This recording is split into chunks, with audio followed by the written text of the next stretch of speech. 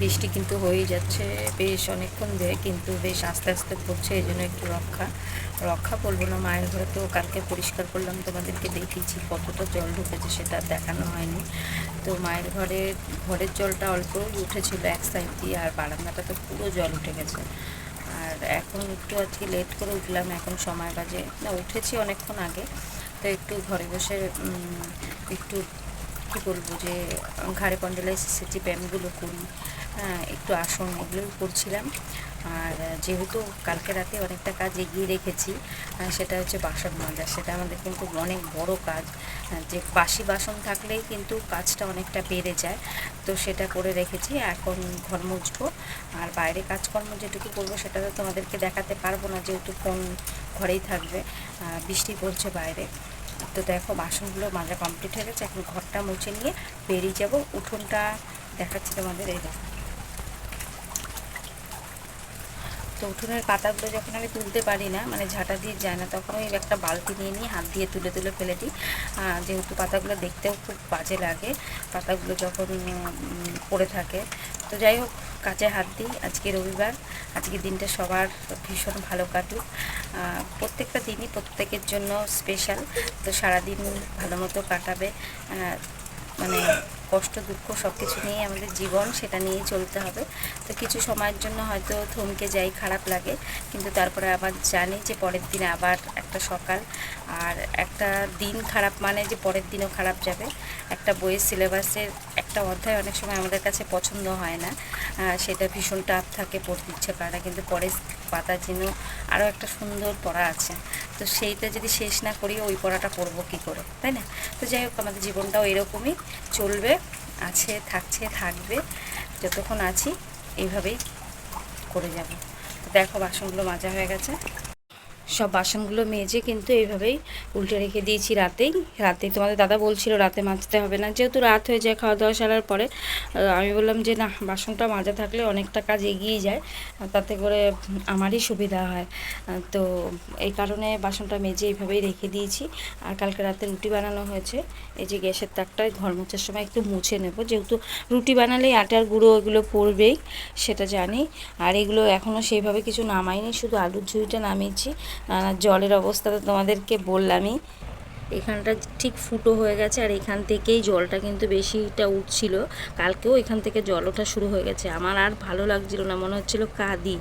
তো এখানটা দেখি এমসি লাঠা আছে, সেটা যদি দিয়ে দিই, সেটা জানি না ধরবে কি না, না সিমেন্ট দিলে ধরবে জানি না। এ দেখো সাবান দেওয়া হয়েছিল যাতে আটকে রাখা যায়, জল না বেরোনো। সেটা কি থাকে, জলের এত স্পিড বেরিয়েই যাচ্ছে। তো এখানটা দেখি কি করা যায়, কতটা ফুটো হয়েছে দেখতে পাচ্ছ। এখান থেকে বৃষ্টি মানে ভিটের কাছাকাছি গেলে এখান থেকে জল উঠতে থাকে। তো যাই হোক, কাজকর্মে হাত দিই।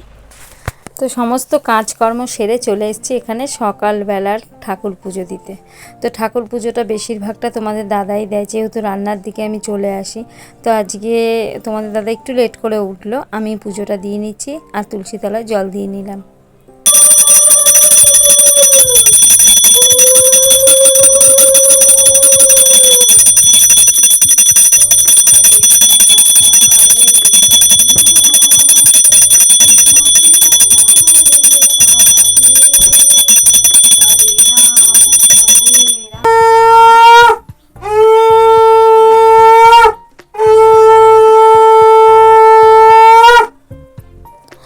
ওই যে বললাম তোমাদের দাদা আজকে একটু লেট করে ঘুম থেকে উঠছিল। রবিবারও কাজে যায়, লোকালের মধ্যে কাজে যায়, পাড়ায় বা পাড়াতে এদিক ওদিক, কিন্তু আজকে বলছিল আর কাজে যাব না, আমি একটু চুল কাটবো, দাড়ি কাটবো, সময় পাচ্ছি না, তো সেই কারণে আর কাজে যায়নি। আর দেখো বিছানা কিন্তু তোমাদের দাদাই ঝেড়ে নিচ্ছে, যেহেতু ও লাস্টে উঠেছে, ওরই এটা ডিউটি। আর বেশিরভাগ সময়টা সকালেরটা ওই কাজ করে। আর এদিকে আমি চলে এসেছি পুজো দিয়ে ঠাকুর বাসন ধুয়ে চা বানিয়ে নিতে। আর দু তিন দিন ধরে প্রায় ধরো আমাদের যে দাদা দুধ দিতে আসে, ওনার শরীরটা ভালো না, তো সেই কারণে ওই দাদা আসছে না বলে আমাদের গুঁড়ো দুধেরই চা খাওয়া হচ্ছে। আর তোমাদের দাদা তো দুধ চা ছাড়া খেতে পছন্দই করে না। আর আমার না কিছু দিন ধরে না, অনেক দিন ধরে আমার কাপগুলো ভেঙে গেছে, ঠিক মতো কাপ নেই। তো এইভাবেই চা খাওয়া হচ্ছে গ্লাসে করে করেই। তো কাপ দেখি কবে যেতে পারি, মানে যাওয়া হচ্ছে ঠিকই কিন্তু আনা হচ্ছে না। আর এখানে মায়ের চাটা আগে দিয়ে আসি। এরপরে দেখো আমরা চা খেতে বসে পড়েছি, আর বাবু দুধ চা দেখে বলছে যে আমিও একটু চা খাবো। আর ওর স্কুলের ইউনিফর্মগুলো তো আমি শনিবার দিনই কেচে দিয়েছি, পরীক্ষা দিয়ে এসছে তখন। আমি জানি সোমবার দিন স্কুল আছে, আর রোববার দিন আমার সময়টা ঠিক আরও বেশি কাজ থাকে রোববার দিনকে। তোমাদের দাদা বাড়ি থাকলে লেট করে রান্না হয় বা সকালে অন্য ধরনের খাবার কিছু করা হয়, তো সেই কারণে তো একটু চা খেয়ে নিচ্ছি সবাই মিলে বসে। আর আমার তো কোনো দিনই ঠিকমতো একটু বসে চা খাওয়া হয় না, তাই আজকে ভাবলাম একটু বসেই চা খেয়ে নিই। আর এটা কিন্তু মানে চাটা আমাদের প্রত্যেকের কিন্তু একটা ইমোশনাল, চা প্রত্যেকটা মুহূর্তে চলে, শ্রাদ্ধ বাড়ি, মৃত বাড়ি, হ্যাঁ, আনন্দের সময়, যে কোনো সময় চাটা মানে শুভ বলেই মনে হয়। তো যাই হোক, এখানে আলুর দম বসিয়ে দিয়েছি আর ময়দাও মেখে নিয়েছি, আর চিকেনটার মধ্যে একটু নুন আর গোলমরিচের গুঁড়ো দিয়ে দিয়েছি। আর শাশুড়ি মা বলছে মাংস খাবো না, ভালো লাগছে না, তার জন্য ডাল ভিজিয়েছি বড়া বানাবো বলে। আর এখানে ময়দাটা মাখা হয়েছে, বেশ কিছুক্ষণ সময় হয়ে গেছে, একটু রেস্টে রেখে দিয়েছি। তারপরে এখন আমি লেচিগুলো কেটে নিচ্ছি। আর আমি লুচি বানাই, মানে লুচির যে লেচিগুলো আমি কিন্তু একটু ছোট ছোট করে বানাই, তাহলে কি হয় লুচিটা বেলার সময় পাতলা পাতলা করে বেলা হলে লুচিটা খেতেও ভালো লাগে আর লুচিটা ফুলেও ওঠে। মোটা লুচি কিন্তু আমার তো পছন্দ হয় না, আর আমাদের বাড়িতে কেউ পছন্দ করে না, তাই পাতলা লুচি করা হয়। আর এখানে দেখো আলুর দম হচ্ছে, আর এদিকে আমার লুচির স্পেশাল কড়াই কিন্তু বসিয়ে দিয়েছি।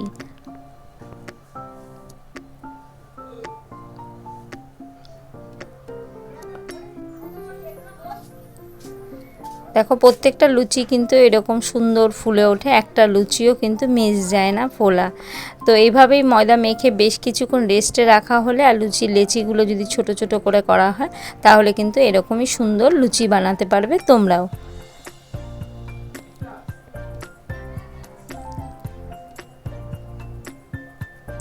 সকাল সকাল ঘুম থেকে উঠে যাই, আমার কাজ বাড়িতে বাইরে কাজে যাই আর না যাই, আমার কেন জানি কাজ নিয়ে শুয়ে থাকতে বিছানায় একটুও ভালো লাগে না। মনে হয় কাজগুলো সেরে যদি একটু শুতে পারতাম, কিন্তু সেটা সম্ভব হয় না, সেই আমাকে রেস্ট নিতে হলে দুপুরবেলাই হবে।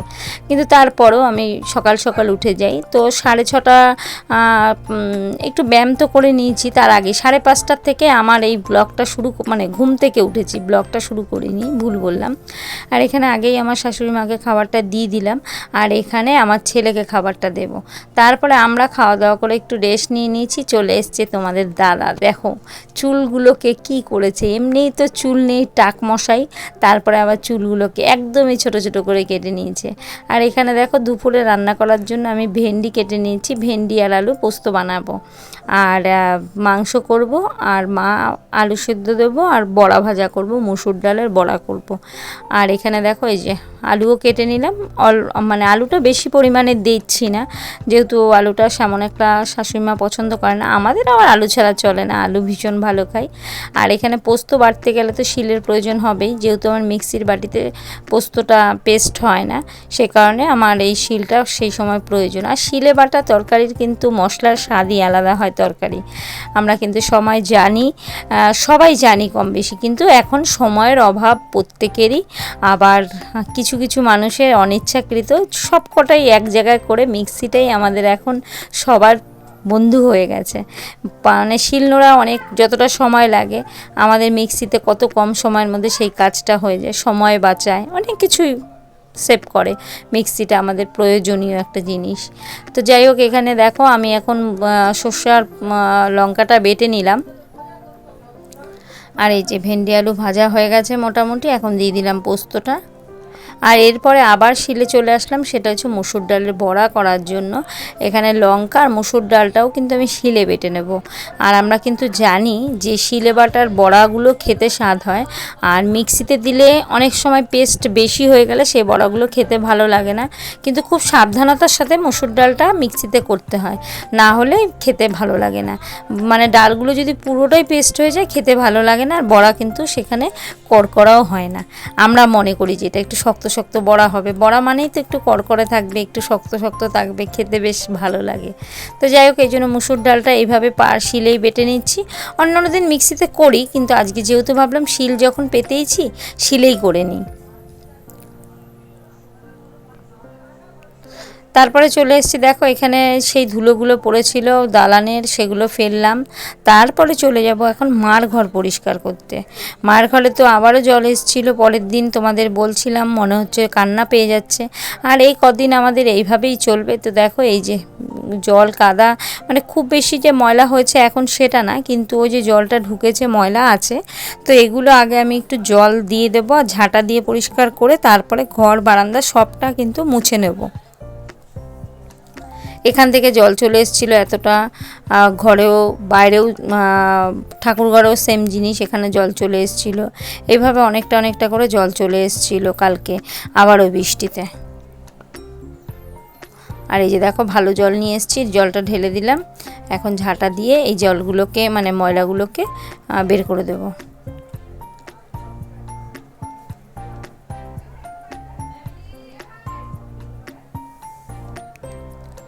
তো সকাল থেকে রাত পর্যন্ত সংসারের সমস্ত কাজ শাশুড়ির যে দায়িত্ব পালন করার যেটুকু পারি, বলবো না সব করি, যতটুকু পারি করেও আবার নিজের যত্ন নিতেও কিন্তু ভুলি না। সেটা হচ্ছে মানে আমাদের নিজেদের ভালো রাখার দায়িত্ব তো নিজেদেরই নিতে হবে, বলো কে বা নেবে? তুমি কার উপরে ভরসা করবে যে আমাকে কেউ এসে এই জিনিসটা করে দেবে, আমি অপেক্ষায় থাকি? কেউ আসবে না গো, কেউ আসবে না। নিজেরটা নিজেকেই করতে হবে। আমি আমার মাকে এই কথাটা সব সময় বলি, জানো তো। আমার মা যদি বলে ভালো লাগে না বা এটা করব না ওটা করব না, যে তোমাকে নিজেকে ভালো থাকতে হলে এই জিনিসগুলো করতে হবে। ইচ্ছে করছে না, মনে করবে এটা আমার ভালো থাকার জন্য আমার এটা করতে হবে। তোমরা কখনো নিজেরা অলসতা দেখিয়ে কোনো ভালো কাজ থেকে দূরে থাকবে না, তাহলে কিন্তু নিজেরই লস আর নিজেরই ক্ষতি। তো যখন শরীরে পারছে না বা শারীরিক কোনো সমস্যা, সেই কথাটা আমি বাদই দিলাম। কিন্তু অনেকে আছে ইচ্ছে করছে না বলে করছে না, সেটা কিন্তু করো না, তাহলে নিজেদেরই ক্ষতি হবে। তো যাই হোক, দেখো ময়লাগুলো তো বেশ কাচিয়ে নিলাম, দেখতেই পাচ্ছ। আর অনবরত চুল ঘরে আছেই। আর এই যে দেখো জল যদি এখানে আছে, বৃষ্টি নামলে তো ঘরে জল আসবেই, বলো, এটা তো স্বাভাবিক। কিন্তু কী বা করবো, দেখা যাক। তো এখন আগে ঘরটাও পরিষ্কার করে নিয়ে এদিকে আমার ঘরটার এদিকে মাংসটা বসানো আছে, আমি দুদিকেই করার চেষ্টা করছি। আর এই বড়াগুলো কিন্তু এখন আধ ভাজা করে রেখে দেবো, যেহেতু পরে ফুল ভাজা করব। পুরোটা ভাজা করলে সেই ভাজাটা কিন্তু খেতে বেশি স্বাদ হয় না। কিন্তু যে কোনো বড়া যদি তুমি অর্ধেক ভেজে রেখে দাও আর যখন খাবে তখন একটু গরম করে নাও, সেই বড়াটা কিন্তু খেতে বেশি স্বাদ হয় আমার কাছে মনে হয়। বা আমরা এইভাবে করি, যদি সময় থাকে তাহলে আধ ভাজা করে রেখে দিই, পরে আবার ফুল করে ভেজে নিই, কমপ্লিট করে ভেজে নিই। আর এখানে এই বাসনগুলো মাজা হয়ে গেছে। রান্নার পরে গ্যাসের তাক, ওভেন সমস্তটাই আমি মুছে নিয়েছি। আর এইদিকে দেখো ঘরও পরিষ্কার করা হয়ে গেছে। আর এই যে তোমাদের দাদা চলে এসছে স্নান করে। আর এই যে মায়ের ঘরটা দেখো, সব মুছে পরিষ্কার করে নিয়েছি, শুকিয়েও গেছে সবটাই। এই যে বারান্দাটা একটু ভেজা আছে।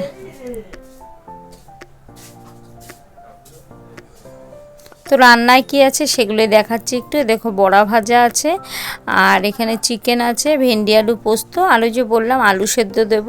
আর এখানে বাবুকে বেশ কিছু ভাজা দিয়েছিল, ওর এক ঠাকুমা হয়, সে দিয়েছিল ভাজাগুলো। তো দুপুরে খাওয়া দাওয়া করে বিশ্রাম নিয়েছিলাম, বেশ অনেকটা টাইম ঘুমিয়েছিলাম, যেহেতু কাজে যাবার নেই। তো রাতে চলে এসেছি, আর এখন একটু চিকেনটা গরম করে নিচ্ছি। কালকে যেহেতু সোমবার খাবো না, তো আজকেই যার যা খাওয়া খেয়ে নেবে। আর যদি থাকেই মানে একান্ত তোমাদের দাদা সেটা খাবে, আমরা তো খাবো না, বাবুও না, আমিও না। আর এখানে দেখো সমস্ত কিছু দোকান সদাই ঢেলে নিচ্ছে। আর এখন কিছুদিন ধরে নগদ পয়সায় জিনিস আনা হচ্ছে, যেমনটা হচ্ছে তেমনটাই খাচ্ছি, আনছি। বেশি করে কোনো কিছুই বাকি করে করছি না কোনো কিছুই।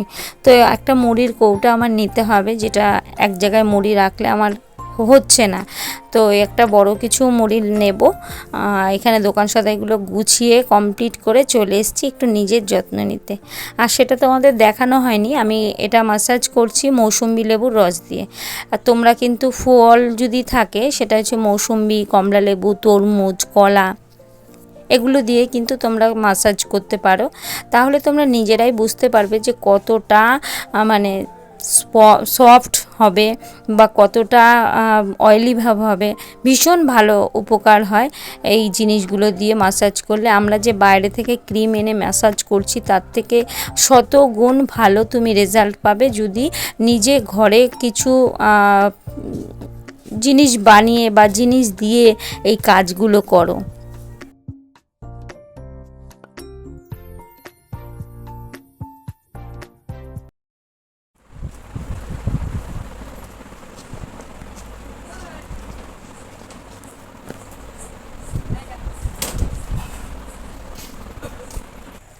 কতটা ফ্রেশ লাগছে তোমরা নিশ্চয়ই বুঝতেই পারছো। তো আমরা সামনে পুজো চলে এসছে, একটু নিজের যত্ন তো কাজের ফাঁকে করতেই হবে। তো সে কারণে একটুখানি করে নিলাম সময় বের করে। আর সমস্ত কিছু তো সবসময় থাকে না, আমরা ঘরের অনেক কিছু থাকে সেগুলো দিয়েও কিন্তু আমরা আমাদের ফেসটাকে একটু চেঞ্জ করতে পারি। তো প্রত্যেকেই আমরা, আমার ছেলে বলছিল তুমি কার জন্য মানে মানে ওর কথা অনুযায়ী যে সাহায্য কেন, তাই আমি বললাম যে আমি আমার জন্য সাজছি, আমাকে দেখার জন্য।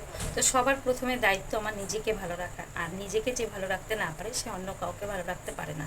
তো সবার আগে দায়িত্ব নিজেকে ভালো রাখা, তো সেটাই চেষ্টা করি সব দিক থেকে। এই অভ্যেসটা যখন হয়ে যাবে না, তখন তুমি অন্যের উপরে নির্ভরশীল হবে না। নিজেকে ভালো রাখতে পারলে দেখবে নিজের মধ্যেই একটু সুখ খুঁজে পাবে। তখন মনে হবে না যে কেউ আসলে হয়তো আমার ভালো লাগতো, একাও অনেক সময় ভালো লাগবে। কিছু সময় আমাদের একাকিত্ব খারাপ লাগে, কিন্তু যখন সেটা অভ্যেসে পরিণত হবে বা নিজের সাথে কথা বলতে পারবে, সেদিন দেখবে নিজের খুব ভালো লাগছে। তো আজকের ভিডিওটা আর বেশি বড় করবো না, এখানেই শেষ করব। তো আবার দেখা হবে তোমাদের সাথে নেক্সট কোনো ভিডিওতে। রাতের খাওয়া দাওয়া রুটি আর ওই মাংসই খাবো, আর তেমন কিছু করবো না। তাই আজকের ভিডিও এখানেই শেষ করলাম। আজকের মতো টাটা, সবাই সুস্থ থেকো, ভালো থেকো।